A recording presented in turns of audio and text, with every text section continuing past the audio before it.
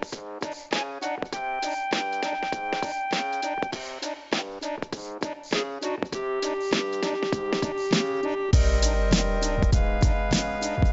and welcome to Chat Sith Get Banked, the Team Calamity Final Fantasy TCG podcast. I am your host, Tombo Hall, and joining me as usual today is the judge, Mitch Lander. Hello. And Rich, the voice Mason. Hello. You remembered this time? Yeah, I nearly forgot it again. I need to get you a better name. And actually, before we start, we didn't mention this before, but Mitch, you are actually official judge. So you're on the judge Discord, and they've immortalized your judgeness now by sending you a official judge top. Yeah, which was pretty nice. It's really nice. It like actually, I thought I was fatter than I was, so I got a bigger size. So it's actually like, you know, when you see online and you see these girlfriends that wear their boyfriend's t-shirts. So I wouldn't really know anything about this, and then you look at them, and then you're like, oh, you can clearly see it's like their boyfriend's top. And I'm like, that's what I feel like I look like. I'm one of those oversized judge. Yeah. I've got a lot of room to gain weight, so. But no, it's really cool, really nice t-shirt. It's really nice. It's really nice of Square, like Tim and Michelle to do it. I think Fabian as well. Yeah, we forgot to mention. I thought I will give it a shout out because I know sometimes a few people are sort of quick to bash some various things like Square do and that kind of thing. But that was like super cool touch. And, yeah, it was very nice of them. Yeah, so congratulations to all the official judges. What happened? Can you wear it to a tournament just to like show off? Or I mean, I plan to. I don't know if I'm allowed, but I presume it's if you're judging, wear that top. I guess so, but you wear it. If you're not, you wear it to work. Yeah, I do. I just strut around the house in it, just like, oh, look at me. But my quick mention, we've digressed already. So I'll move us back onto our main topic of today. So we were going to talk about the Final Fantasy VII starter decks, the Cloud versus Sephiroth deck, because it got revealed last week. And then we were probably going to talk about something else as well. But in the meantime, we had like a shit ton of spoilers sort of thrown our way. So we thought, let's just talk about spoilers. That's all anyone really is interested in at the moment. So let's go through them. Do you want to pick out key ones, or we'll just go through all of them? No, we'll just run through them really quickly. Let's start with the Cloud Sephiroth deck then. So do we want to start with like the hero side or the villain side? Oh, we'll just start with the element side. Start with fire. Fire, okay. So we've got most of the main characters. We've already got cards of them. So in the villain side, we've got a few more sort of newer entries. So from the hero side, we've got a new Barrett. So Barrett is now in fire. He's obviously been in Earth before. Still at Avalanche. Free cost, EX burst. Enters the field, does damage for every Final Fantasy VII character you control. 1,000 damage, and if it's on EX burst, it's 2,000 damage. What do we think of new Barrett? It's Mitch? Hard. It's. Wait, was that Rich or Mitch? You. Okay. Yeah, it's hard to say because the 5-drop's so integral to like searching pieces and stuff like that and getting value. It's not a bad card, I don't think. I mean, but in like you can get similar cards that do similar things. Like if you want to play this and you want to play the 5-drop Barrett, you'd play the 5-drop Barrett and then just replace this with the Legend VV, I think.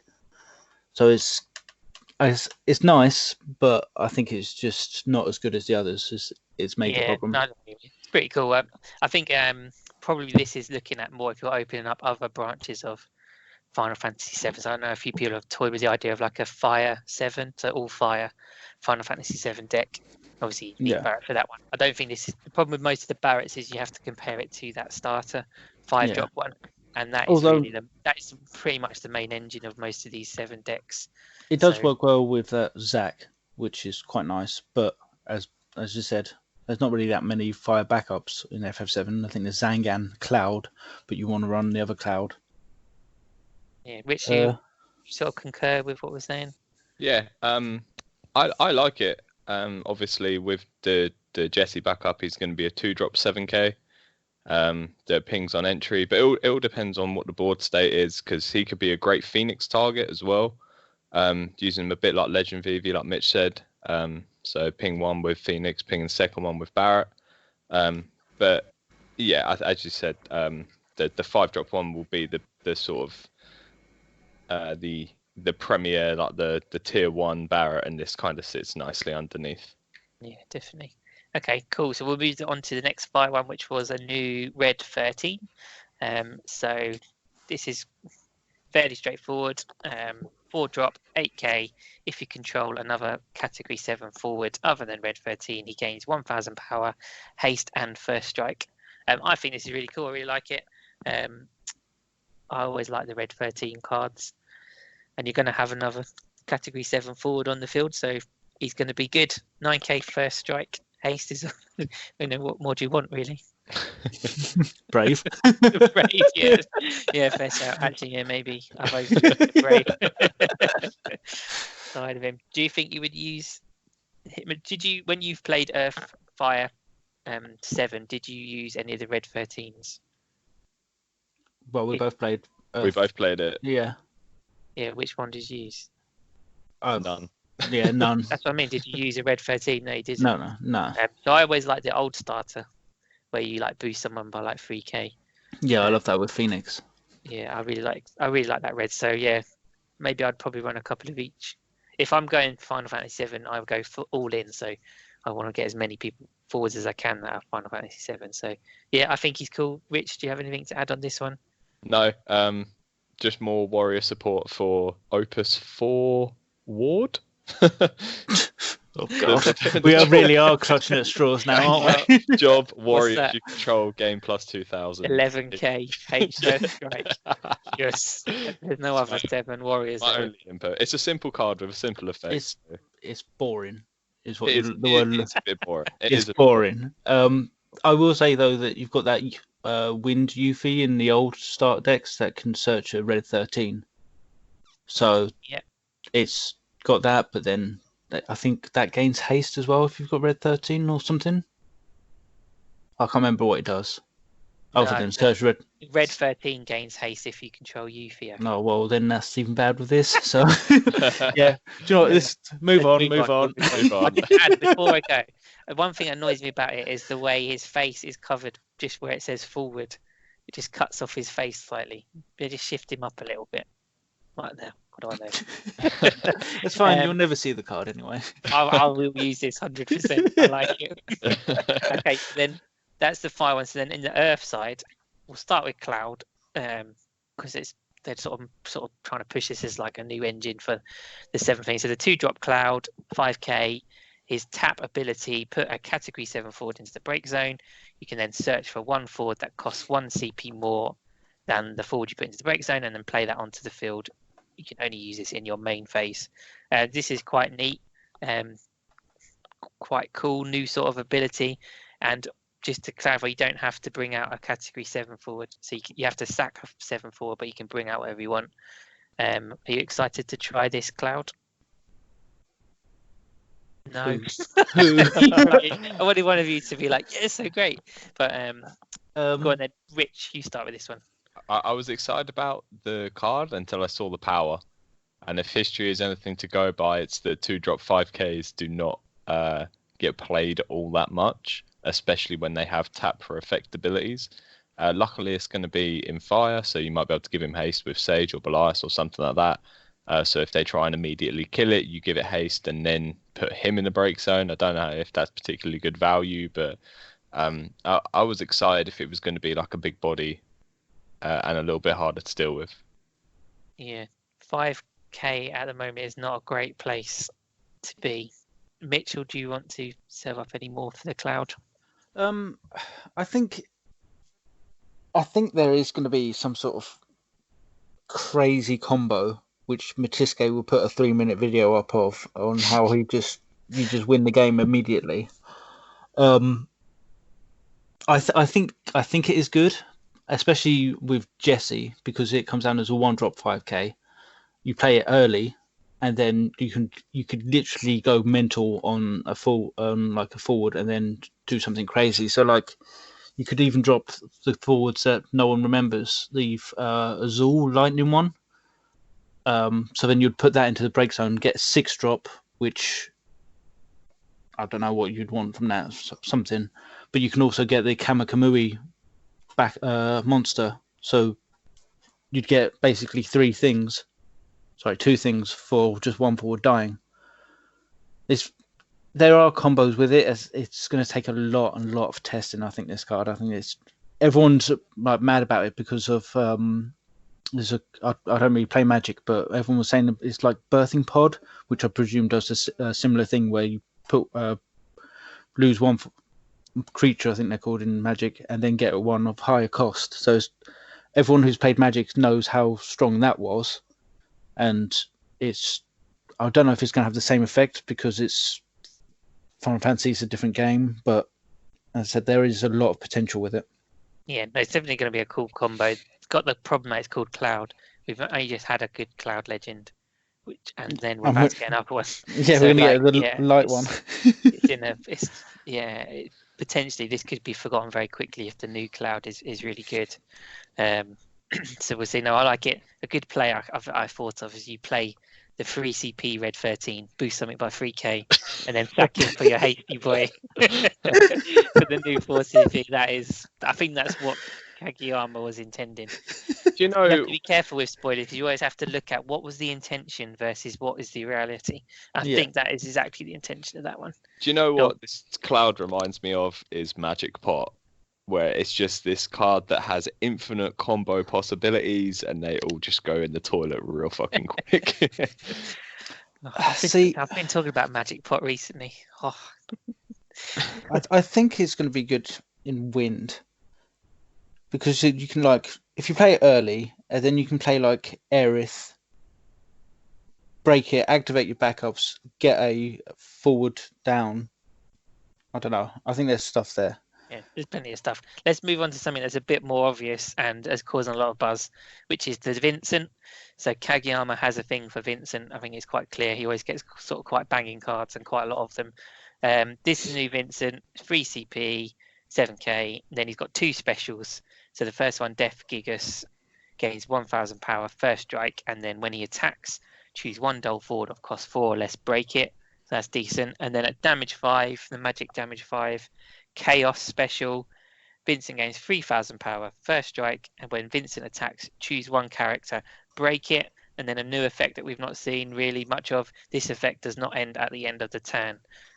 This is potentially going to be quite nutty.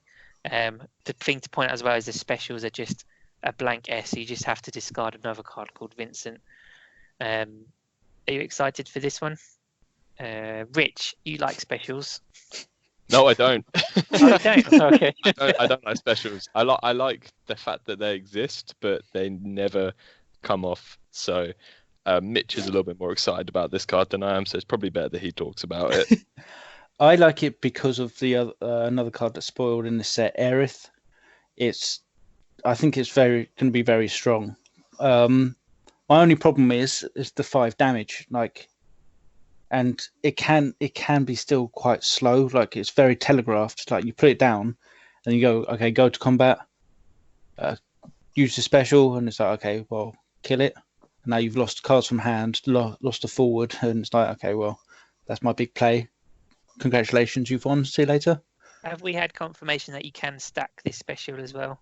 Yeah, you can. Like multiple chaos and then break a load of ones to once. Yeah. No, I see where you're coming from, Mitch. I also think, particularly with the sort of fiery sort of 7 decks, you rarely are at 5 damage because you've normally sort of steamrolled through before then. And if you're starting to get to 5 damage, you're probably in a bit of trouble as well. So, yeah. I mean, I think it's going to be helped with all the self-damage cards that's coming out. We've got like Dadaluma, you've got the Wall that I think deals damage now. Warrior Light. So I think there are going to be more cards to help put yourself to 5 damage. But that's just is that going to be consistent enough? I always love doing spoilers with you guys because I spend all the week building up to this, listening to other podcasts and stuff and reading everyone online, and they were like so excited and talking about how busted everything, and they get to you two and they're like, yeah, that's all right. Yeah, that's all right. Well, we're realistic. What can we say? Yeah, I'm saving all my Miserable praise for bastards. Kadash. Okay, so then the last one from the 7 hero side is the Aerith, so a light Aerith. So that's quite cool because you can put it in whatever 7 deck you want. 4 cost, the lovely 5k power. When she enters the field, you can choose 2 7 characters in your break zone other than card name Aerith, add them to hand, and then it's also got a 1 cost tap ability. Put Aerith into the break zone, and then you can choose either to dole. Choose 1 category forward you control, dull it. It gains this forward cannot be broken until the end of the turn, and choose 1 dark forward, break it. Mitch, I think you were excited about this. I don't know how you feel now. No, I'm very excited about this card. This is the card that I'm most excited about in this set. I think there's going to be some crazy plays with it, especially with that cloud. I think if you play down like a 3-drop FF7 card, use the cloud to break it, get the Aerith, get the cards that you just broke back to hand, and then you can even kill this later on if you wanted to, or like just choose a dark forward and break it.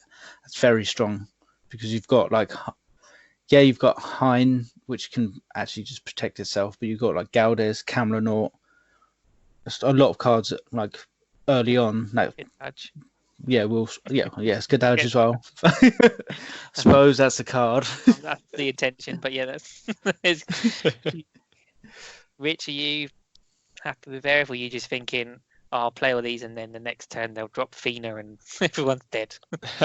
No, I like it. Again, it's on a 5k body, so I'm not like crazy excited about it. For the tap for effect. But it costs 0 CP. I know, but yeah, this is what kind of differentiates it between this and the 2-drop cloud, is the fact that the 2-drop cloud has no immediate payoff and Aerith does. So I like it, but I love the choose 1 dark forward break it effect. I love it so much. It's pretty cool. Yeah, I'm all right about it. I was excited to see what it would be. I think because it's a 5k forward, I'm a little bit like, not sure. If this was a backup, it would be absolutely bonkers. But yeah, we'll have to see. I think I love the artwork as well. I'd love to see what people will do with it and show me the value of it.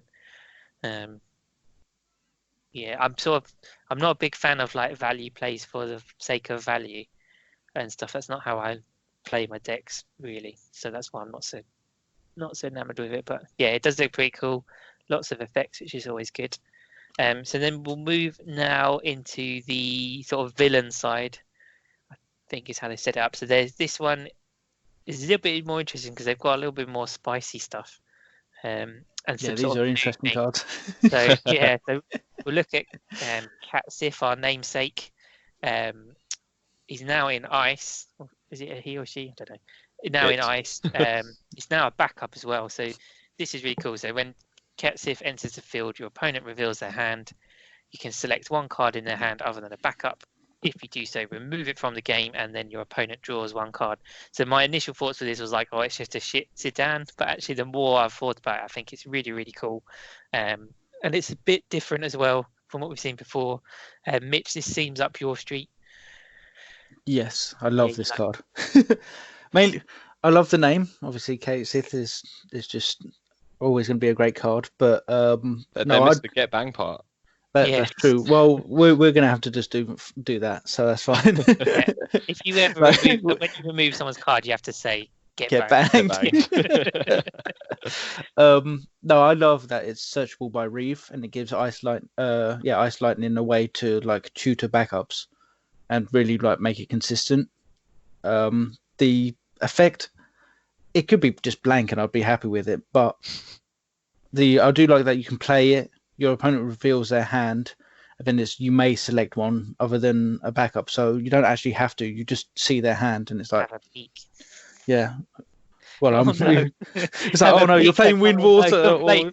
I'm screwed. It's like, oh no, Rampierre's coming down. Oh, I'll have to give up. Oh yeah, you got 3 Rampier targets in hand already. Oh, fuck. But Rich, you like it? No, yeah, I love it. I would consider playing it in any ice deck just because I think that the second effect is good. Like Mitchell said, you may do it. You may make them discard. And for some decks that might prove super useful, ones that require forwards in order to get their setup. So, for example, the Opus 2 Pain that searches a Yuna or a Riku, you can kind of screw their early turns up by getting rid of that. But I think the most... rid of backups. Wait, what? Do you mean... No, get rid of the pain so they Oh, can't okay, search okay, the Yuna or okay. Riku. But the information is, like, priceless. Like, you can map out their early turns and know exactly what they're going to do, and that might alter your decision to be able to take advantage of that. Or in a tournament setting where you've got no idea what your opponent's playing, turn 1 Cat Sith, see their hand, know what it's going to be, know what to expect, adjust the game plan accordingly. I think for 2CP it does so much. Yeah, super cool. And also just removing stuff from game as well. You don't just discard it. That's super useful.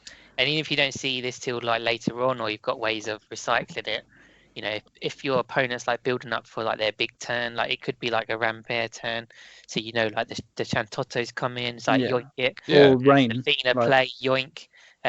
You know, you play it turn 1 and they're playing Golbez deck. It's like, yep. You know, and there's lots of cards that you want to get rid of, and the fact that they're gone from the game, even if it's like a Sephiroth, you know, 7-drop Sephiroth, you know, there's one less that's gonna one less special fodder and stuff like that. So you could see their hand and be like, oh, well, they've drawn badly, so they're gonna Sephiroth next turn. Exactly. Well, now they're not. So I think it's great. And as I said, you can get rid of like so many good cards. You can even get rid of like Legend Rain, because they will want to keep it in hand for when they can drop all those WAF characters and just make it free. But if you get rid of it, then as I said, there's one less to worry about. Great shout. Yeah, there's so many that are just useful to get rid of. So even if it's early on, or you know, if you save it till later, yeah, cool. Well done, Kate Sith. Super neat. Top meta card.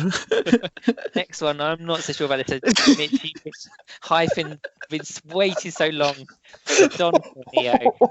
Here he is. He's Job Boss. I don't know. So he's 2-drop 5k. He has 3 tap abilities. So the first one, put the top 2 cards of your deck into the break zone, choose a forward, dull it. Then you can put 7 cards into the break zone, choose 1 dull forward and break it. And then if you really want to put 15 cards into the break zone, choose 1 forward. You gain control of it for as long as Don Corneo is on the field, which probably won't be very long, but still. Come on, tell us how much you love Don Corneo or how disappointed you are. I love the character. I hate the card. It's no, because I like the character so much. You're gonna play. I'm gonna attempt to try and see what this card can do. Like if you're playing really aggro, the 2/7 and even maybe the 15 is not going to make that much of a difference. Like it's like, for example, in a Golbez deck. I was going to say he's a Golbez target. Yeah, if in a Golbez deck this comes out, and then you're like, okay, well they've got a big blocker, I'll just take control of it, and then you're still swinging with like 4 forwards. That's very good. Like, for example, if your opponent drops an Aerith and it's like, well, I can't swing into all of it because I can't party, I can't get around it. Well, I'll just take control of it, or I'll just dull it. It's very strong. But so yeah, Rich, the voice of reason. You're not so enamored by Don Corneo. No, again, it's the curse of a 2-drop 5k forward with 3 tap for effect abilities. So I appreciate that they are allowing to use your deck as a resource, and I think it encourages a more aggressive play style, but I don't like it. No, I don't either. I mean, as I said, don't really have the balls to play this because I don't have the balls to build 15. Out of all the people, I thought you'd be the one to play it because you love your Prish decks. So just mill 15 and put all the Prishes into the break zone. Well, no, you don't want them in the break zone. You want them in your You hand. do, because then the 9-drop becomes like a 0 cost, and you're like, ha. Oh, no, but I never pay for Prish. I will pay 2 CP for Prish. Oh, and okay. then the 1 to think about that. But No, I'm not sure. I think it might be really good. I just can't see myself. Anytime I don't even Paradise because I know I'll fuck it up. So just put like 15 cards in the break zone. I don't know. I'd be too scared to do it. Because it's 5k, it's so easily just kill it, and that's what's going to bother me the most. Again, if this was a backup, I don't think it would be unbalanced because you're sort of self-milling. That's always a risk. No, I think that even a 15 cards take control of your opponent's card would be, because it's a lot harder to break a backup. Yeah, I don't know. Yeah, I don't know. Not sure. Don Corneo, I'm not sure, mate. Yeah, there better be another one this set. I've waited 11 sets for this. No, this is it, my friend. I think this is it. So, okay, Don Corneo, and then we have they got more in there? They've got more new ones. Azul and stuff. No, I just meant have they got a more higher number count they have, haven't they? So so Azul, so he's been called the Dude Dadaluma. So when he's dealt damage, choosing a forward, deal it 1,000 damage. Damage 3, it does 2,000 damage, and at damage 5, he deals 3,000 damage. Again, it's not really up my street, but Mitch is probably the more sort of thing you would want to play, right? No.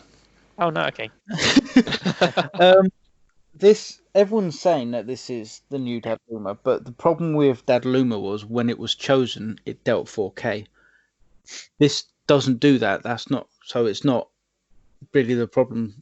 You can get to 3 damage and it deals 3k with a Cactar ping, it's nice. Don't get me wrong, and it's a good card. It's just not like the second coming of Dadaluma, like everyone thinks it's going to be. I don't see Wind Lightning having that same sort of like dominance that Earth Wind did. Because of this stacks again, right? So at 5 damage, he does 5k, yeah. 6k. 6k. It's a split, so 1k, 2k, 3k, yeah. But split across. So the one thing it does have over Dadaluma though is it has a actual searcher in the right color. I think it's. I'm trying to remember the name of it now. It's like an FF7 Svet searcher. Yeah, that's it. Is it Restrictor? Yes, I think so. Yeah, that's in Lightning. Yeah. Yeah. So as well, yeah. Yeah. So it's as I said, it's got that going for it, but I don't know if that's enough. Anything for you, Rich, in this one? Or? I just think it's a way more balanced version of Dadaluma, and therefore I don't think it's gonna be. It's fair. It is. It's super. It's too fair. Reject. Yeah. Yeah, absolutely. But the one thing I will point out is that the more sets get released, the better that 3-drop Odin hero from Opus 5 gets, because of Y'shtola obviously in Opus 5, and then Aerith in Opus 8, and then cards like Azul and Vincent, the Sephiroth. It's becoming a very good card now. Yeah, and all of these things might push the Opus 10 Legend Lightning into like a bit more widespread play, to then search out 2 of those Odins and really screw your opponent with them. Yeah, I really do like that Odin. I think it's super useful. And it's got the monster break as well, which is severely lacking in the game at the moment. Yeah. So it's decent. Okay, we'll move away from Azul. So into the big boy Sephiroth. 3 cost, 9k. When he attacks, all the forward opponent controls with 8,000 power or less. At the end of each of your turns, remove 3 cards from your break zone from the game, or put Sephiroth into the break zone. Mitch, you were a bit meta on this one, weren't you? As usual. Discipline. I can't work out if I like this card or not. I think dropping this early is going to be an absolute fucking menace. I think there's going to be a lot of struggle with this card. But if you drop it early, you run out of cards to remove. Keep it on the field, yeah. Yeah. I mean, I don't think it's going to be too much of an issue, because you can just ditch, yeah. You can don Corneo. Exactly. Intentionally stack the cards. See, yeah. now you're getting it. Now you're getting it. So you've already worked out my Opus 11 deck. Yeah, it's I don't know. It's a weird card because, as I said, the effect is very strong. but it's to remove 3 from the break zone. It's just going to like slowly eat away at your deck. This one's a soldier, which I like because you can get it back with Zac. That's probably the best thing about the card. So yeah, I'm not a massive fan of it. Anything for you, Rich, on this one? Or Cyclops. Cyclops, yeah, That's all I've got is running Cyclops and then using Cyclops and then dulling everything that they have. Yeah.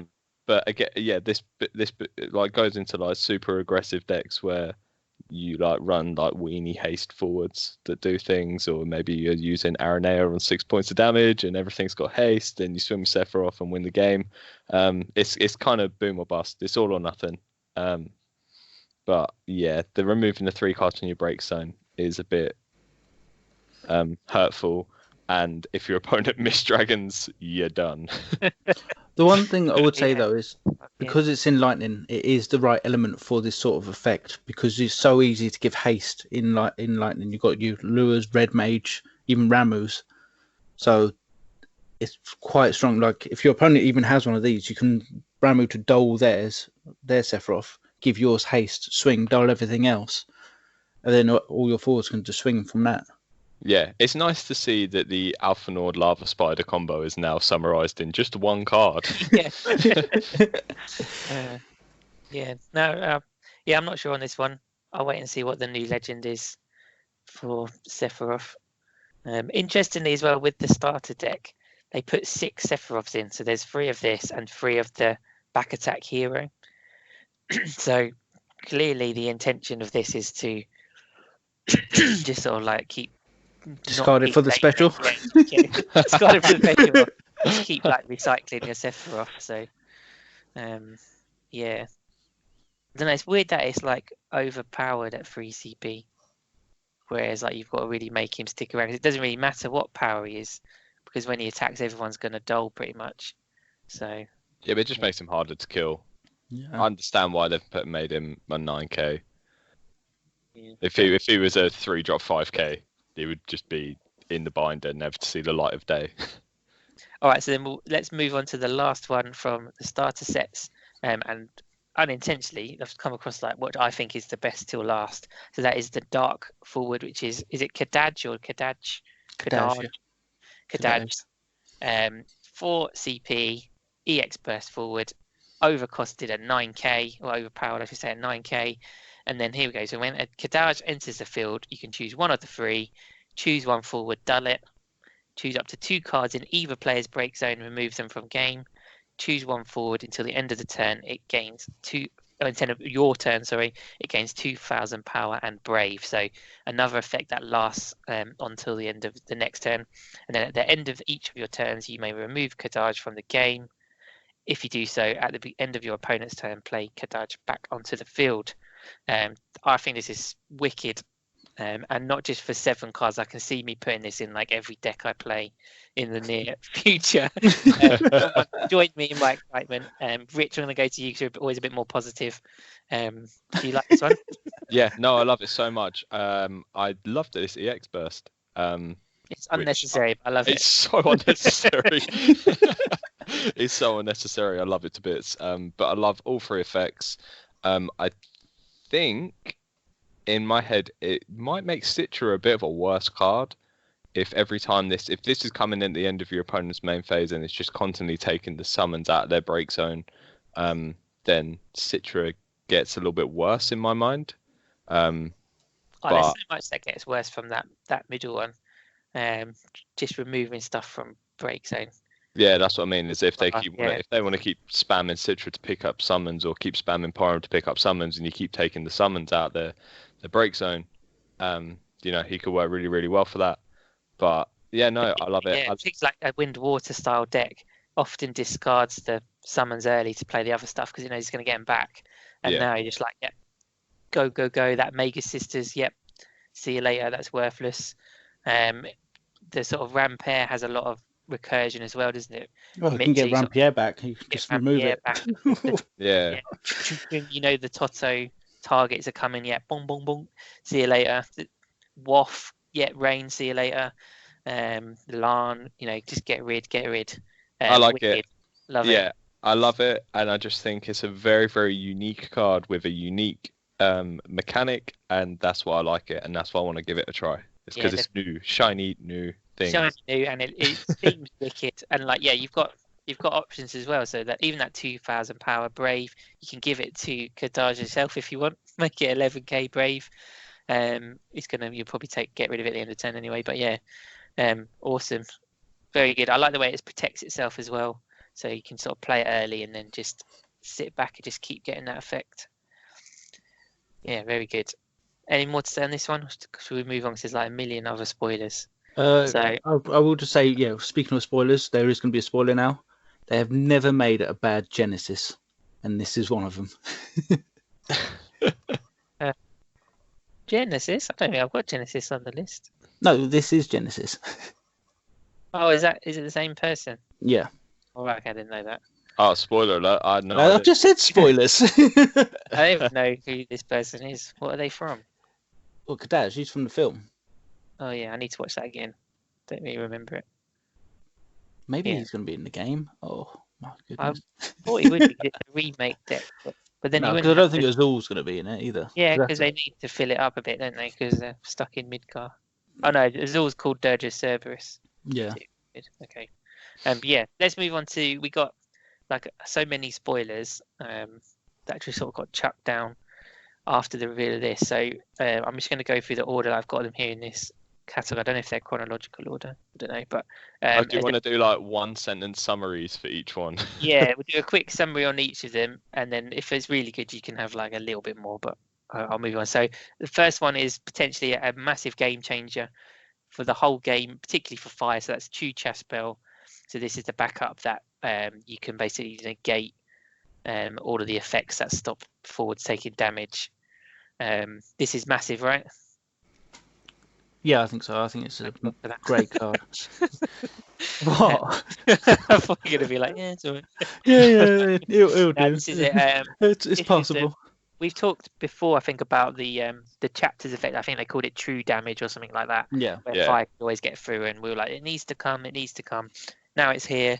Yeah, it seems very good. I also like that it's FFCC in that it's searchable by Nostalen. Yeah. So, as I said, it could work very well. Super cool. This is going to be played all the time. What rare it is? It's a common as well. Like, ooh, fire's best card. And yeah, that's going to be cool. The next one is also fire. So Dadaluma, he's back. He has obviously been bulking up when he's been Where's his neck? Yeah, he's got like the biggest neck. But I don't know why he's holding a little flower. That's a nice. Maybe it's something happens like that in the game. I don't know, but yeah, Dadaluma for like 2 seconds. 1 point of damage, and he's got extra. What does he do when he gets damage free? Brave, can't become dull, and he's 8k to cost 8k. This seems pretty cool. I think there's giving yourself damage. We sort of are lacking it a bit. So, and there's lots of sort of ways to abuse that. So I think people are quite excited for this. Obvious Golbez target. And you don't take the damage either. And you don't take the damage, yeah. Oh, he's a big Golbez target. Oh god. Golbez target, actually. So we keep saying Golbez, so obviously we're just a nod to Golbez is back, right? Golbez is here to stay. People have been topping and winning Japan and stuff with Golbez decks. Everyone sort of joking about it. I think we're a little bit terrified. Yeah. So yeah, Golbez. We do a thing at Calamity where we've got Golbez Ben. He always plays Golbez, and every time a 2-drop was released, we'd ask him, "Will it Golbez?" Maybe we should bring that back. New feature. That will certainly Golbez. The next one, I don't think he's going to Golbez, but Morrow. So he's a 2-drop forward, fire, damage 3. He gains 2,000 power and haste. Damage 6. He gains 2,000 power, and when the forward damage by Morrow is put into the break zone, he can activate and attack again. I call him a shit Noel. What do you think? Anyone like this one? I actually do. And I actually like it in a Golbez deck. I wouldn't run like 3 of it, but I think if your main target is like Dadaluma and then you get to 6 damage, and then Golbez breaks again, you're going to play a 2-drop with 9k with haste, and then if it kills a Ford, it's going to keep swinging. Yeah. So I think it's great pressure. We already have the 5-drop Vermilion one that does this, and no one plays that. That's true, but it's not a Golbez target. It's not Golbez. For more outside of Golbez. Nah. Move on. I think it's right. So now we're into some ice ones. So Dandrine, a monster, category 9, ding ding ding for Rich. When an ice character other than Dandrine enters your field, place 1 monster counter on Dandrine. Then you put Dandrine into the break zone if he's got, I don't know, choose 1 forward, dull it, and then if he has 3 monster counters on him, you can choose 2 forwards, dull them, and freeze them. I'm trying to read quickly, and I'm just like completely doing a terrible job of it. Do you like this one? It's okay. It reminds me a little bit of Dendrobium. That just requires like a little bit more setup. Dendrobium you can just spam the hell out of with was it Sidwoff? Sidwoff and Gao and all that nonsense. And Citra. Whereas like Dandrine you can't really do it quite so much because of the setup requiring 3 ice characters to enter the field. But it's okay. It's, you know, you save it for a power turn, you know, it might keep you alive for a little while or it might win you the game. You know, I like it. See them releasing stuff about these monster counters without actually telling us really how it works, or you know, that's fine. Yeah, it's all right. I've nothing much more to say on this one. I don't think, is there, Mitch? No, I like category 9 spin on it. Yeah, obviously I love 9, but I'd like that when you draw them together, that they actually like will trigger off of each other, which is quite nice as well. So like you play your 1, and then you play your next one and give 1 a monster token. So I don't know if it's going to be as good as Dendrobium, but the option is there, and it's a 1-drop, so you can get it back with like Yuri Angel or something like that. So it's very consistent. What? So next one is Mute, another backup 2-drop, a Prince, searchable. Because it's a tactics, and you're like the only person who likes tactics. So it's one in the community. Mute into the break zone, dull and freeze all the backups opponent controls. You can only use this if you're very far behind and your opponent has 5 backups. What do you think to Mute? It's too situational. I'd never play it. Just play old Misio, yeah? Yeah, just play old Misio. If you want to be freezing backups, just do that. But yeah, it depends, you know, what the meta is. It does dull and freeze them. Yeah. But, yeah. You know. Okay, Ultimisia, you play that one, that's fine. Because it'll probably be at damage 6 anyway by the time they're at 5 backups. Just yeah. All right, we'll move on to the next one. So it's a wind backup. Wind needs good backup. So here is Thief, 3-drop, enters the field, turn over 1 card at a time from the top of your deck until an Earth or Lightning card is revealed, add it to your hand, and then shuffle the other cards back to the bottom of your deck. This is like filthy, right? If you're for Earth, Wind, and triple colour ramp pairs and all that. Yeah, no, you just Earth, Wind, and then play Yuri Angel. It's literally stupid. Like you play the Earth, Wind, and then you're like, okay, well I'll pick a Lightning card. Oh wait, you don't get to pick. You just reveal off top. Oh, then yeah, you can just splash Earth or Lightning into any Wind deck. It's disgusting. Yeah, Which even better. Yeah, I'm not going to talk too much, but it's just going to trigger you hard. No, I'm cool. I'm cool with it. I like the thought of playing the Arc from Opus 10, and on 3 points of damage, pulling a standard unit from Break Zone, play it onto the field. So you Arc, hopefully untap 3 standard unit backups, pull back the Thief, get a card in hand. Like that's like super value. I like it. Okay. Next one. I just don't want to. The more you think about it, you're going to get triggered, and I want to move on before we get to that point. Again, you're talking intention, and I'm thinking more reality, and that's what's going to make you upset. Okay, so next is, I think, the first legend that was spoiled. So it's Yuna. She's now in Wind. She's a summoner, 3 cost. Can cast summons with any CP of any element. And when unit enters the field, you may pay 5. When you do so, search for up to 6 summons. each of a different element and cost, and add them to your hand. And then the special double cast: when you cast a summon this turn, you may cast one summon from your hand with a cost inferior to that of the summon you cast without paying its cost. I don't know why they call it double cast, because it's going to be like a 4 cast, right? 3 or 4 stuff.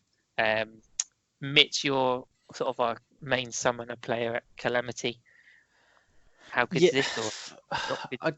This is making my brain hurt, this card, because I feel like it's broken. Because obviously you can get 6 summons and all that bollocks, but I can't work it out. Like every deck that I'm trying to make in my head, the light one's just better. And that's the problem, especially with Unalesca, because Unalesca does reduce the cost of the summon revealed on top with Una, the light Una. So this one, I can't work it out, and it's going to stress me out. So can we move on? Yeah, we're all 3 quite big fans of the light Una, the one that reveals the stuff. So, I mean, for me, this just gives me a headache because I don't know what to do. It's too much text. If it's too much text, I'm like, oh, I don't know. So I'm like, I'll wait and just move on, and I'll probably never pull any of these anyway. So yeah, here's 6 summons. That's way too many summons. Yeah. Each of a different element. You know, I'm just going to go absolutely crazy and just make a complete hash of my deck and trying to pick up. Do you like this one? No, you have to build the whole of the deck around it, and I just think it's going to be way too clunky trying to make it all work. I like double cast, I like the effect, but I don't think I'm going to run it. But props to people that are going to run it, show us the way. Okay, so next one is another legend, which is the Earth legend. In fact, we've seen both Earth legends because the other one's coming up. So this is Ursula. We've been sort of crying out for another Ursula, even though the other one is really good. So 4-drop Ursula. When Ursula enters the field, choose 1 job monk or card name monk of cost 2 in the break zone. Play it onto the field. Put 1 job monk or card name monk other than Ursula in the break zone. You can then give Ursula 4,000 power and brave, or choose 1 forward and deal it damage equal to Ursula's power. What do we think of Ursula? Mitch? Rich? Beautiful artwork. Not sure about the ability, but more monk tribal stuff because they really needed it. So yeah, no, that was sarcasm. I fucking hate monks. I like the monks. I like the other Ursula, and the special's really good. So I was hoping that we'd get some more like special fodder Ursula. I'm not sure about this one.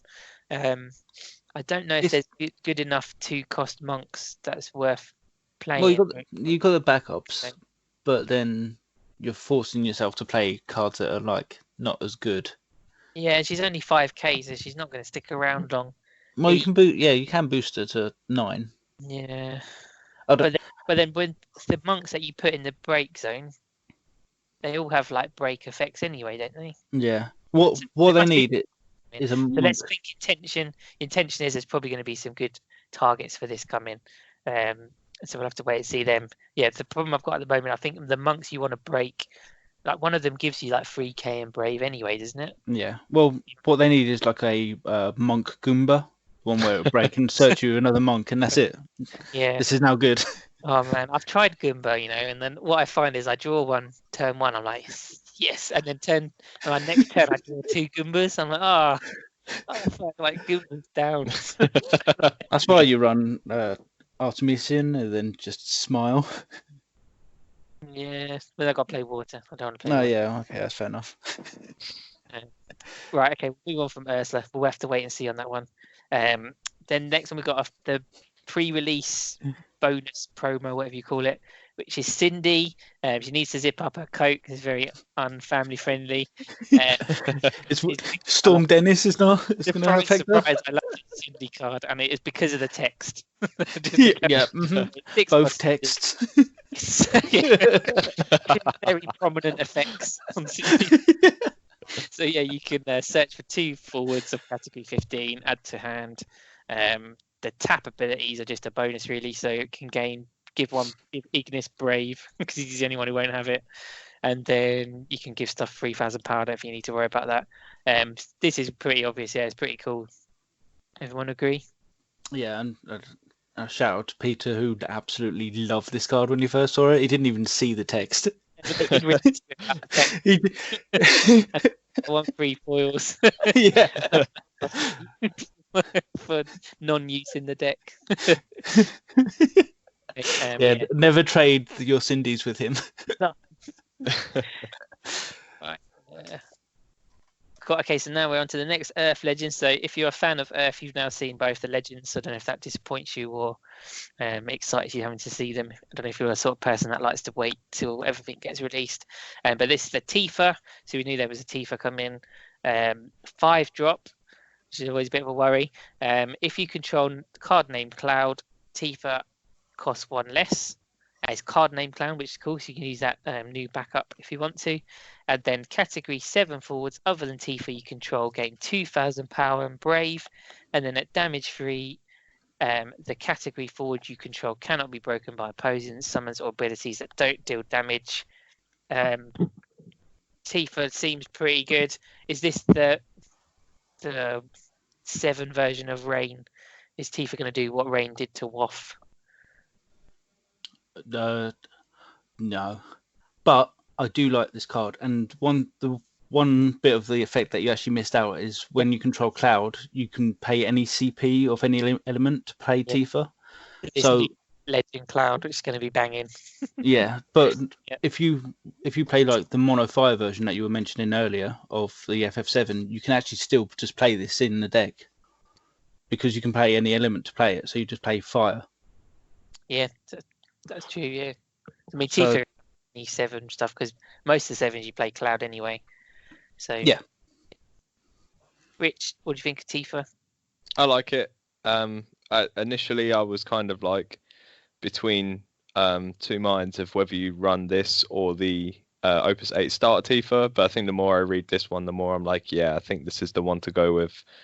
I think it does a lot. It's in an element where you can keep getting it back from break zone, so you don't have to worry about it. It not being on field. But yeah, the damage free ability will be really, really strong because you'll have big-bodied forwards that are brave and can't be broken. Like Barrett can't be Diablost. Yeah, but it's just a wall. It'll just be a wall of massive forwards. Yeah. Yeah, it's quite scary. No, I think it will be very good, very strong. You can play the 4-drop one in for 2 CP, attack, and then use that Cloud effect to bring in this one. Yeah. Pretty good. Yeah. I don't know if it's pretty good, it's just something. But the damage free feels like good protection for the big ones. I don't think it will make too much difference for the smaller ones. But yeah, it's pretty cool. Do you think people will migrate away from WoF into 7? Nah. You still think WoF's better? I think WoF. No, I'm not going to say that. I think WoF is. No, do it. Do it. Say it. I think. You said it now.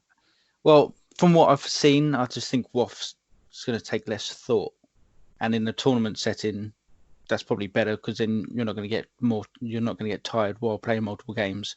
So you just slap down and forward. It has haste, kill all your opponent's forwards, and you've won. Whereas this one seems like it's going to be.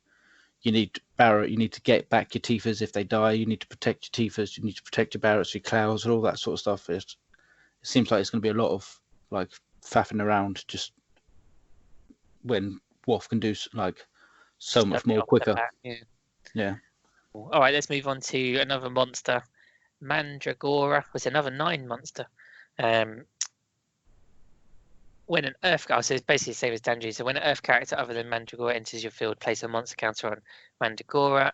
This one, when you break it, it does break a 5 cost or more backup. Or if it has 3 monster tokens, you can just break any backup. That's quite nice because it doesn't have to be your opponent. So you can do your own ones. Breaking backup's always good. Do you like this one? I found it really funny that they released Unai and Doga, and then 1 set later just fucked them both. Here's a much more efficient way of doing it. But, I guess the only thing for me is if with these counters, whether they're unlimited or if you have like a like a finite supply of counters? So like, do you only get 3 monster counters in your deck, or do you just get as many as you sort of need? Yeah, I'd That would be imagine you one get as thing I many need as you to- want. I'd guess so. You never know. Yeah. That might make it a bit more tactical. Yeah, I do think this card is busted though. I genuinely think this is an amazing card. I just, especially with that, there's monster support in Earth. Like you could use this, break a backup, play Luxus, and then you're like, well, okay, well, I'm just going to break another backup. Yeah, and as we talked before, unless we're going to get it now, we're really short of monster breaking. No, but even if, like, for example, if they did the 3 CP Ramu to do 7k and break this, I'll be like, okay, well, in response, I'll just break a 5-drop. If you don't have any, then okay, but you had to break it, otherwise you're going to lose a 3-drop. Yeah. Okay, So- we'll move on to the next one. So you like that? We're moving quickly. We're like running out. And so next one is a 2-drop monk. And look, it does the same thing. Oh no, this doesn't. It does something different. So when you put this one into the break zone, choose one forward, deal it 3,000 damage for each job, monk, or card name monk you control. Again, it's just a weird one because it sort of counteracts the point of having the Ursula on board. So I don't know. Maybe monks will be a thing. They're pretty much all right at the moment, aren't they? With like Matt and stuff. Yeah, it's Monks just all happy. yeah, monks. Just I don't know. Bit They all boring. seem to want to break themselves. Yeah, they all just want to kill themselves so badly. And Sabin's there, like, no, you will not. All right, next one. Yeah, that's really Sabin's the complete opposite. Yeah, I don't know. I don't know enough about the older games to see why like monks just not like kamikaze themselves, but yeah, okay. I guess they're protectors, I guess, because they always do it for someone else. I don't know. The next one is it's an older one, so it's the Rydia promo has come up. So Rydia category 4 gives category 4 +1 and brave, and if you control 4 or more category 4 characters, you can search for a summon of cost 1 and add it to your hand. I guess it just depends on the rest of the category 4s. There's some decent options already. Yeah. Cecil. You need the backups. The only problem is from at least up until now that the only FF4 backup was Rydia. Yes. So I did have a play around with this. I was doing Earth, Ice, monks, and Unai. So because Yang and Ursa are 4, aren't they? I think. Yeah. That was all right. But yeah, don't know. I was searching for like hash brown stuff. So, one cost summons. That was Zalia as well. Yeah, it's all right. I think if you're a fan of 4, you'll probably do something better with this. Then we'll move on to Lightning Legend. So this is Aranea. Yeah. Category 15, Dragoon. So that gets people quite excited. Some big Dragoon fans. First strike. For each forward other than Aranea you control, she gains 1,000 power. A bit like how that Ramza. Ramza seems to be like a lightning thing, doesn't it? Damage free. Choose one lightning forward of cost 2 less in your break zone, play it onto the field. And then at damage 6, all the forwards you control gain haste. Seems pretty good. Giving everything haste is good, right? So it's been a while since I've seen this card, and I completely forgot that she had first strike and she gained 1,000 power for each forward you control. And I still thought she was busted to fuck. So now we're even seeing that, like the idea that you can ditch I think this card's gonna go and win Lightning. So you can ditch a Cactar, a Yuri Angel, like when you're on 3 damage, play your Aranea, get your Uri Angel, then play your Cactar, and you've literally just like a free card basically. But in fact, you're gaining 3 things out of it, so 3 free cards. I think this card is genuinely insane. Bitch. Yeah, I like it. I like it. So just coughing. Yeah, you like it as well. Yeah, there's not a plethora of like 2-drop lightning forwards that you're going to want to bring back. I think the main one's probably Zapped, or as Mitch said, was your Urianger. Yeah. I'm fairly sure it's like Urianger in the game or something like Urianger. that. I'm gonna play my cacti. But yeah, maybe we get some new Lightning 2 drops. They're gonna, be worth searching. But I love it. I think it's such a good card. I love that it's the box topper as well. How important is the category 15 part of it? Not important at all. Who cares? Okay, we'll move on to the next one. So Gadgeteer, I think this one's really cool. 2-drop backup, tap, pay 1 lightning and tap it. Remove Gadgeteer and 1 other backup from the game. Choose 1 backup in your break zone. If its cost is equal to the total cost of the 2 cards removed, play it onto the field. You can only use this during your turn. Sounds like there's quite a lot of fun things you could do with this. What did you say? No, I think so. I think you could do it with what's his name? Sid of what's the 6-drop? I guess a 3-drop running back. Sid Previa. Sid Previa, that's it. You could get like that, like just get that and get rid of a 4-drop like Sage or something like that, and then just get Sid Previa back, and then a 3-drop, and you basically just gained this it all back anyway. You could bring in the mid Previa as well. It does like big monster damage, doesn't it? When it comes in. I was thinking like X-Def as well. Yeah, it's very. I think it's very interesting. I don't know if it's good. I think. Sorry, Tom. I know you love this card already. Well, I just thought it was like quite fun and interesting. And yeah, I think there will be some spicy plays you could do with it. Anything to add on that one, Rich? Or? No, sorry, I was yawning. Okay. That's what I think. That's what I think of this card. Okay, fine. So we'll move on to the Man in Black. 5-drop, 9k. Spoiler alert: you cannot play him and Golbez together. I mean, I've not played 4, but I don't need to now because I guess he's obviously Golbez. When Man in Black enters the field, choose 1 lightning summon of cost 3 or less in your break zone. You can cast it for free. What do you think of Man in Black? I really like this card. I think there's a lot that you can do with it, even just like with the 3-drop Odin, or even like the Ramu, like 7k, even give yourself haste or something like that. It seems very strong, and Golbez isn't particularly prevalent. Well, in fact, it's not prevalent in Mono Lightning, whereas this feels like it is a pure Mono Lightning card to me.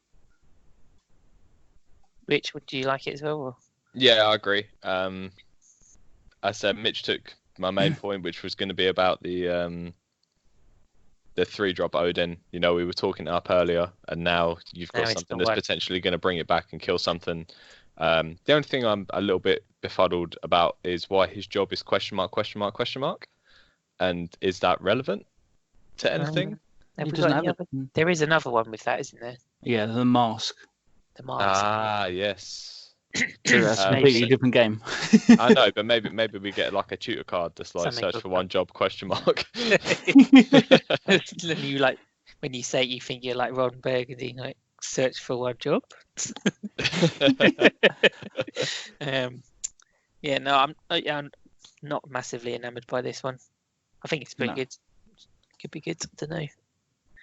Let's move on to the next one. I did think there was something I was going to say about him, and I've forgotten it already. I have just noticed that we're missing the Kuja as well. It's coming. Oh, it's at the bottom. Okay, never mind. Yeah. I'll shut up. It's coming. The next one on the list is Unaleska. So this one is a 4-cost summoner forward, 8k, category 10 and Mobius, and it reduces the cost of your summons by 1 for each job summoner forward you control. And when Unaleska enters the field, choose 1 summon in your break zone, put it into the bottom of your deck. Well, not into the bottom. Put it into your bottom. At the bottom. So I think we all like this one, do we? Go on, Rich. You can have that, this card. Oh, no, we have both gushed to each other about how much we love this card, and it's going to be the first deck that we build. And the more I read it, the more I love it. I'm going to be trying to get 3/4 of it as quickly as possible, but we've got 2 very different ideas on how to make it work, and I'm really interested to see which one is going to be the better of the 2. Summoner decks, yeah. Yeah, with Braska to make them. Oh, Braska. Yes, I've been waiting like I've been 6 waiting. sets or whatever it is for this. We've all been waiting to use Braska. Yes. So this, I think it's super cool. I'm just going to put one caveat on it. So we are gushing about the intention of this card, and actually, when I think about the reality of it, it does slightly terrify me. And that's the way how easy it can be abused in other decks. So in mono water, using that old unit, you're now looking at 1 CP Famfrits. That scares me. 1 CP Leviathans doesn't scare me quite as much, but it's still quite scary. The wind water YRP, with again 1 cost Valfors, 4 cost Diaboloses. It's just like, oh god, this is quite terrifying. And then you've got obviously it's a brother searchable target as well. So it's just like a bit scary. And then that new Tidus that they're using in the wind water makes it 9k. So and it can bounce itself to put another summon to the bottom of your deck, so you can just recycle. Yeah. So I think the intention is really cool, and there's so much to do with it. The reality is why it's terrifying. Just because this game loves abuse. I call it the Batisky principle, because I know he always goes on about this. The way he evaluates cards is how much can you abuse them. And like if you're building a deck, you should be looking for like maximum abuse, like unfair abusage. And I think that's what probably going to see with Unalesca. So yeah, slightly worries me. Yeah, you've got me worried for this card now. I didn't really consider it until that. I know, I was so excited for it. And the more I thought about it, it's like, oh man. I was just like googling summoners and stuff, and I was like, oh no. Literally on its own, it's an amazing card. With summoners, we're like, oh yeah, you could do this, this, and this, but no. That's where it's going to see its play. Literally, I saw that unit backup, and I was like, "Oh, that's quite cool because it makes this all cost cheaper." Oh no!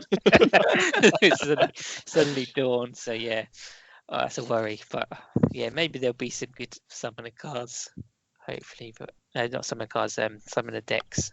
And yeah, a searchable summoner, like a summoner search, would be nice if we get that right. But we're moving on. So then we've got Black Maid Soldier, 4 cost fire.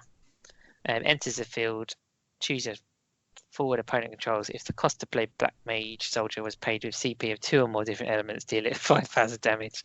Yeah. 7 card. Yeah, you're not going to play this, right? Yeah, shit, move on. Next card. Next card. Next card. Orphan, 5 cost ice, 9k. When Orphan enters the field or at the beginning of your attack phase, choose 2 forwards, up to 2 forwards, or monsters. Place 1 Doom counter on them, then break all the characters with 3 or more Doom counters placed on them. Oh, I'm so excited for Doom counters. This sounds great, right? Really? Okay. I mean, I'm excited because of the Doom part of it, but no, aside from the Doom bit, I do like it. I just think the breaking 2 for like what everyone's thinking is the Renoa Orphan. You can do Unai, but then I think that's a different deck. So you've got your Orphan, and then you're playing the Renoa, and that's 9 CP for breaking 2. Yep, lovely jubbly. Actually, this also answers my question good. Because it says 3 or more Doom counters, so there probably are infinite counters. Yeah. So disregard my previous question.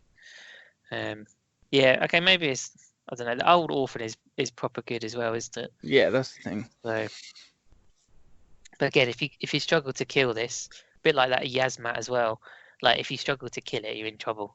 And so if you are struggling to kill this, it's just going to sort of rack up. The longer it's on the field, the more dead you get. Is that flavorful for Orphan? I never got to the end of. No one did. It took too long to get across that bridge. Oh, I haven't even got to the bridge. Yeah. I think Darge just got frozen. Or what do they call it? That's the beginning of the game. Is it? Yeah, I've been playing it so long. It feels like such a grind. Okay. I think this card is slow apart from its initial entry. Like when it enters the field, that's fine. At the beginning, actually, if you Renoa this card, does it lose the counters? I don't think so. No, we don't know actually. It doesn't because there's a place one Doom counter. Oh no, on them. So yeah, they. I think it seems to suggest they stay on them, even if Orphan's broken as well. I think they stay on. So yeah, okay, that's fine then. But yeah, okay, we'll move on from this one then. We've only got a few left. So the next one, it's not the last one. The Warrior of Light, 3 cost, wind. What does he do? When he enters the field, the next damage dealt to you becomes 0 instead. And then there's a ability that's free that choose a forward, it gains 2,000 power.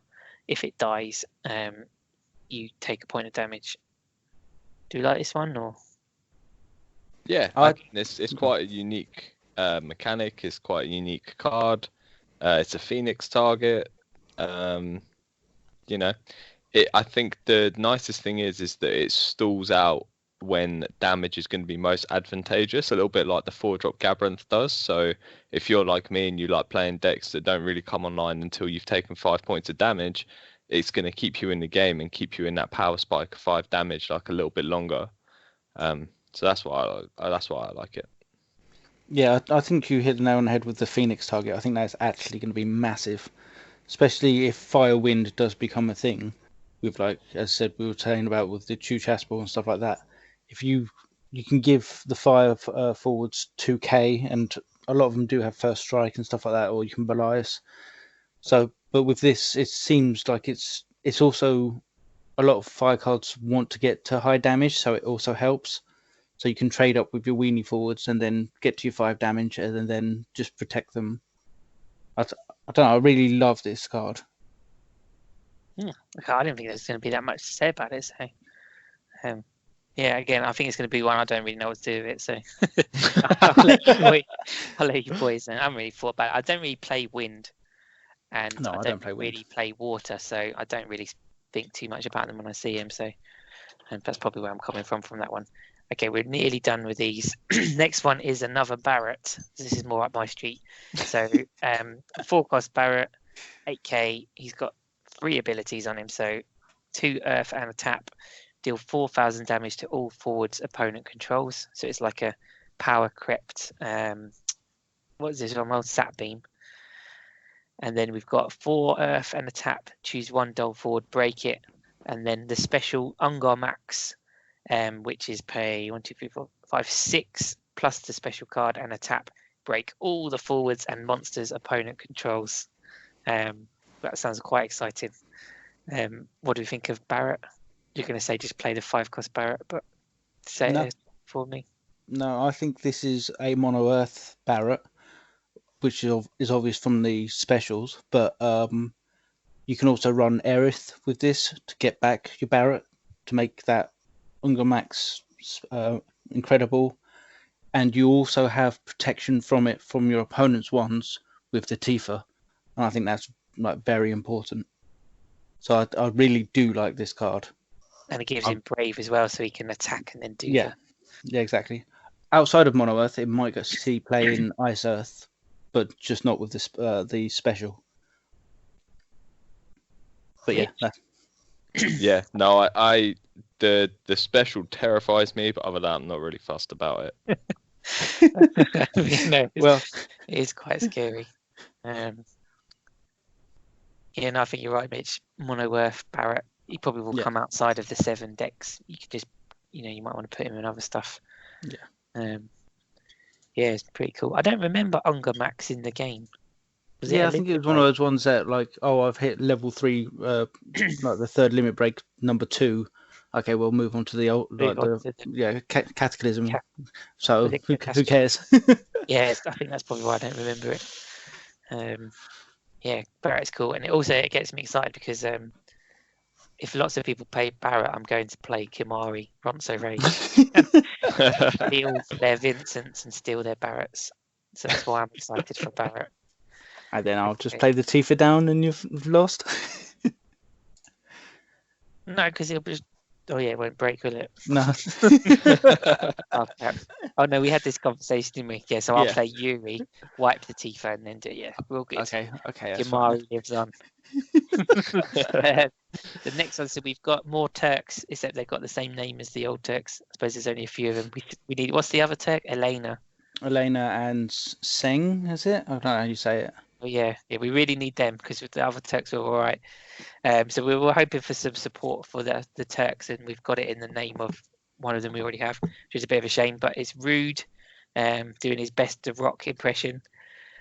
And he is, if you control card name Rufus, Rude gains 3,000 power. And if you control a member of the Turks other than Rude, Rude gains first strike. So he'll be like 10k first strike. What do we think of Rude? This is all depending on if we get a Rufus backup. And I don't just mean this set, I mean in the future set. This could come down as a, like, because you've got the Reno backup already. So you can get the member of the Turks. So you can get the first strike, that's not a problem. If you get a Rufus, if we ever get a Rufus backup, this will flat out just be a 3-drop 10k first strike, which is a massive card. Because it will require answers.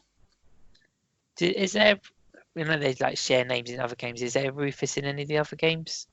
I don't think there is. No, I don't think so. I get like another category Rufus.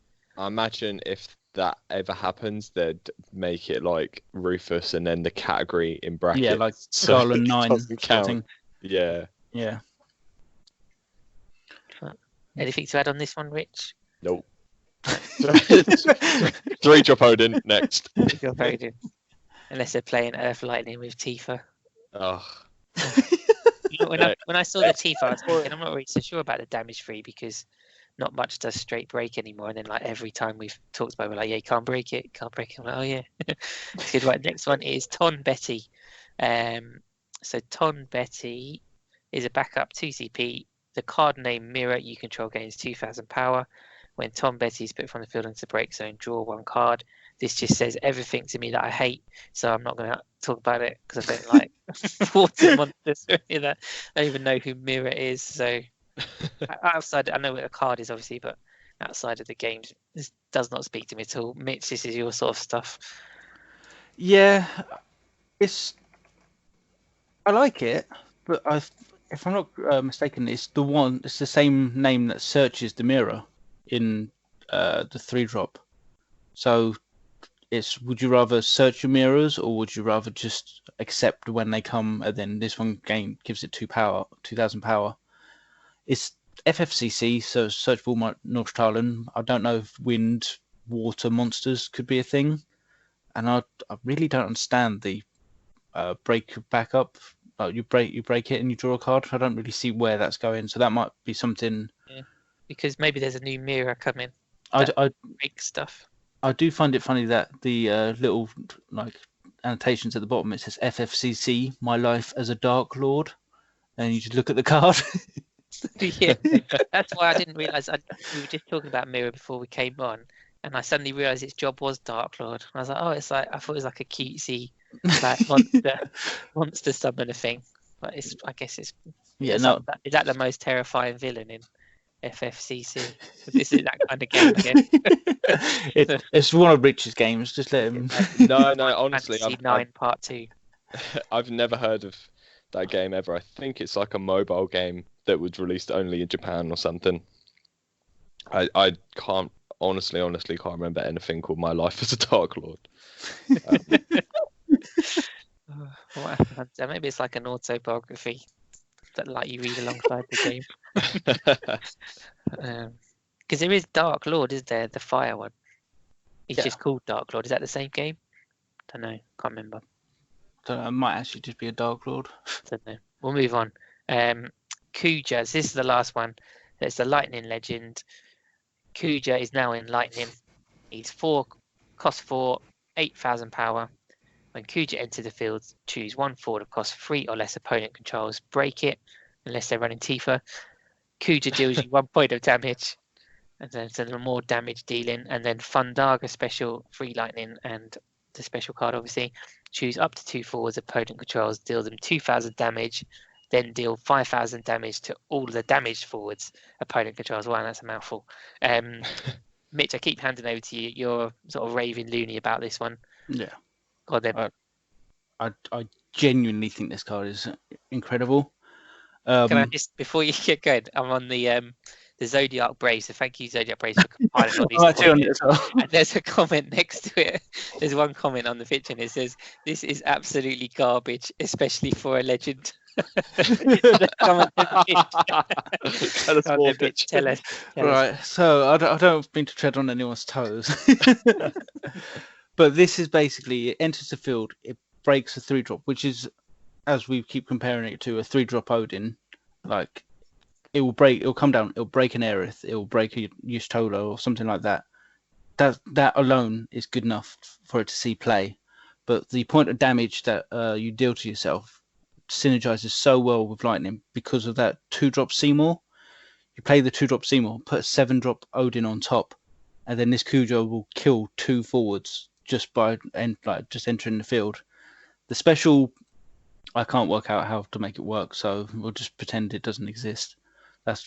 But I would probably wouldn't even consider the special just because I would want to play this Cujo again if it dies. That's how good it is. Rich, what do you think? Just to add on what Mitch said about not knowing how to make the special work, the only easy thing I can think of is Desh. Is that you swing with Desh, deal 2k across the board, and then use Thundaga, and then that'll end up doing 9k to 2 forwards and 7k to everything else. It's like pretty significant. It's a big investment, but I suppose you can always just sage back the Kuja later if you want to replay it. Yeah, I mean, yeah, Kuja also helps out, I suppose, by dealing you a point of damage to help Desh get to the point where he does the 3 damage. Yeah. So I think that synergizes quite well. There's also the Raiden, the Revenant Wings one. The only reason I bring that up is because I've got 2 full arts of it and I kind of want to play it. Yeah, I really want this to be a good card. What's that? The Earth one that hits everybody. Is it Bagan? Bagan. Yeah, the 6k. Is it 6k AoE? 7k. Yeah, 7k AoE if you take between 3 and 7k damage. Is that right? 4 and 7. No, just 4. Anything higher than 4, but you have to live. Right. Okay. So it's like with Enna, it's like just it can take 7k. Yeah. But yeah. I don't know. I don't know. It was Tom's point, and then he gave up on it when we started speaking. As more thought about it, I know actually it's really rubbish, isn't it? Well, this card kills Valfa? by Valfa. Alpha. Valfor. Oh, Valfor. Yeah. Yeah. Wind lightning. Yeah, but then Probably feels like a wind lightning card. This one, do you think, or mono lightning? Mono. Uh, Well, yeah, both really, but I like it in mono more. yeah, I can see it in mono.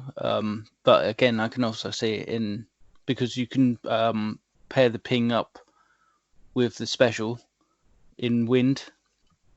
I'm not really sure. Yeah, I said I'm not really sure on the special. I can't work that out. But the first effect alone is just good enough. And it's fairly non-offensive Amano art as well. It actually looks like a Kucha. Yeah, well, you wait till you see the full art and his dong's hanging out the bottom. Yeah, the lightning element is it's suspiciously placed. It's suspiciously placed here for full Amano-ness. Actually, Very generous. Or reserve judgment. You just ruined this card. So yeah, have I said anything about Kuja? I don't think so. It doesn't really do much for me. We'll see. So yeah, thank goodness that is the last one of the spoilers so far. We've talked so long. I think we'll just scrap all of our usual segments for today. Yeah, we're all a bit done, and we'll probably have to be a bit more selective. I think as the spoilers come out, we were just a bit excited because there were spoilers. That's why I wanted to talk about them. But we'll probably conclude that for today. So the things we've got coming up soon. Maybe we'll do another episode fairly soon to sort of be a bit more normal. So it's Monday 17th today that we're recording. So we've got the starter decks come out next Friday. So that's quite exciting. And then another couple of weeks after that is the Crystal Cup in the UK. So I think most of us, well, you're potentially not, but we're all going to try and go to that. So we're sort of starting to prepare for that now. So maybe we can sort of talk about that next episode. And if anyone listening is able to dog sit for Rich's dog, we'd very much like to attend the Crystal Cup in March, but he needs someone to look after the dog. So you have no idea how much my wife would kill me if I just palmed him off on a stranger for the day. Yeah. Well, she doesn't need to know. Yeah, actually, no, don't do that. She doesn't listen to this, right? Yeah, no, she's downstairs listening to every word you say. So, Okay. So yeah, cool. All right. Well, in that case, we'll wrap up, and yeah, thanks for listening. If you still are, I hope you did. I don't know. Be interested to know if anyone's listening. Oh no, because you went that won't work. That won't work. I was gonna say if you could comment which spoiler you dropped out of. But okay, you would have made it. Yeah, why not just comment on what spoiler you're excited for? Yeah, that might be better. Yeah. Zero comments. I want to go and chat to this guy that says Kuju was garbage. I love that. Cool. Cool. All right, excellent. Well, thanks very much for listening, and until next time, see you later. See ya.